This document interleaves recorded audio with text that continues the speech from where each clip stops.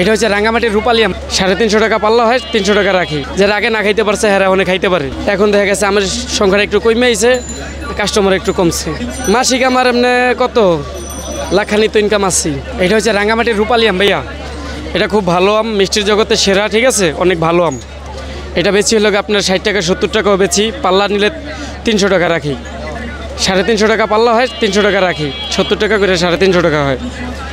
এই কারণ বাজার মনে করেন যে সব আমি বেশি, রূপালী আম বেশি, তারপরে আপনার রূপালী বেশি, চোষা বেশি, তারপরে হাড়িভাঙ্গা বেশি, তারপরে আপনার ওই যে না হিমসাগর বেশি, সব আম বেশি, ঠিক আছে। আমের দাম কি বেশি এখন বর্তমানে একটু কম আছে, কিছুদিন আগে বেশি ছিল ঈদের সময়, এখন একটু কম। আমের দাম বর্তমানে একটু কম আছে। এখন দেখা গেছে পাবলিক ওখানে যারা আগে না খাইতে পারছে হেরা অনেক খাইতে পারে, ঠিক আছে। ক্রেতাদের চাহিদা কেমন? ক্রেতাদের চাহিদা আগে থেকে একটু কম বর্তমান, আগে একটু ভালো ছিল এদের পরপর দিয়া।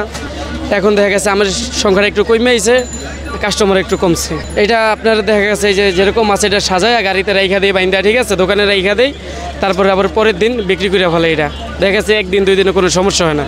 দেখা গেছে 3-4 দিন যদি হয়ে যায় তাহলে নষ্ট হয়ে যায় আর কি, বুঝছেন। এখানে আম বিক্রি করতেছি তো প্রায় 3-4 বছর ধরে। দৈনিক আমি বিক্রি করতে পারি কত 300-400 কেজি বিক্রি করতে পারি, প্রায় আপনার কত 20 ক্যারেটের মতো, 20-25 ক্যারেট। আমাদের 3টা দোকান তো, 3 দোকানে মনে করেন যে আল্লাহ দিলে আপনি কত 80 ক্যারেট বিক্রি করি। 80 টাকা বিক্রি করলে দেখা গেছে আপনার যদি এবারে যে 50 টাকা করে কিনা হয় তাহলে তো অনেক টাকা হয়, দেখা গেছে 5-7 হাজার টাকা আর কি লাভ হয়। মাসিক আমার এমনি কত লাখানি তো ইনকাম আছে। আম বিক্রি করে অনেক কিছু করছি, বাড়ি করছি নিজে, ঠিক আছে, চলার মতো সব কিছুই করছি। এটা হচ্ছে রাঙ্গামাটির রূপালী আম, কেজি 70 টাকা বেশি, পাল্লা নিলে 300। না, আমার ব্যবসা করার এটাই মূল ছিল, এটাই স্বপ্ন ছিল যে ব্যবসা করব, ছোট হোক বড় হোক, আমি নিজে একটা ব্যবসা করব, ঠিক আছে, এইটাই।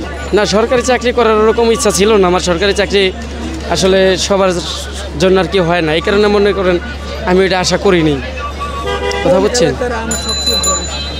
সবচেয়ে আপনার দেখা গেছে রাজশাহীর আম ভালো, তারপরে রংপুরের হাড়িভাঙ্গা ভালো, রাজশাহীর যে রূপালী আম এটা ভালো। এই যে রাঙামাটির আম বেচতেছি এখন, এইটাও খুব ভালো।